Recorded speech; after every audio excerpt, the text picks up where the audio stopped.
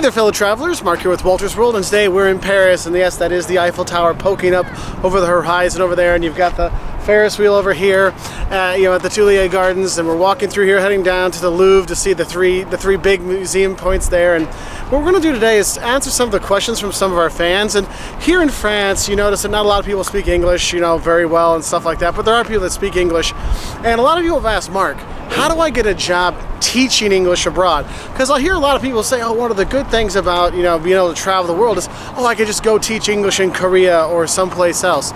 The facts are, it's not as easy as you think to get teaching jobs abroad, but there are some things you can do. One thing I highly recommend is make sure you get a TEFL certificate, a Teach English as a Foreign Language certificate, because a lot of places will require that to get the job to actually teach in some of these schools.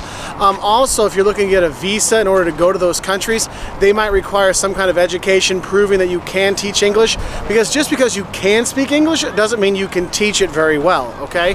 So make sure you can get these things either online, sometimes you can get through your community college and things like that, but make sure you get that TEFL certificate. Yes, it will take you some time and you do have to pay for it, but it does help open up more doors in terms of teaching English as a foreign language, having that certificate. Because if you want to work at a Wall Street Institute or a British Institute or these kind of things, or the British Council, sorry, these kind of places, you will need to have some kind of certificate to prove that you are able to teach and have some experience.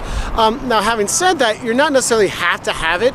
There are places that will be glad just to have native speakers to do that. Smaller schools, you'll see that more often. Also, if you get into teaching private lessons, if you teach private lessons, you can actually make a lot more money. And if you have some background, like I have a business background, so I could teach business English, that can make me more money if I'm going to teach some executives and things like that, versus if I taught a class of 10 people just learning basic English. So that's some advice for you on there. Also, if you're coming from the US or Canada and thinking, well, I'll just come to Europe and teach English here, well, the thing is, I've met English teachers from Poland, I've met English teachers from Lithuania, I've met English teachers from Britain that are here in Europe. And remember, in Europe, they have to hire Europeans first. So if there's a European that could teach that class, they might get the job before you, so you want to be careful with that, okay? So I hope that helped you know a little bit more about getting your teaching certificate. Get those things before you come to make it a little bit easier to find a job. There's no guarantee, but it does help.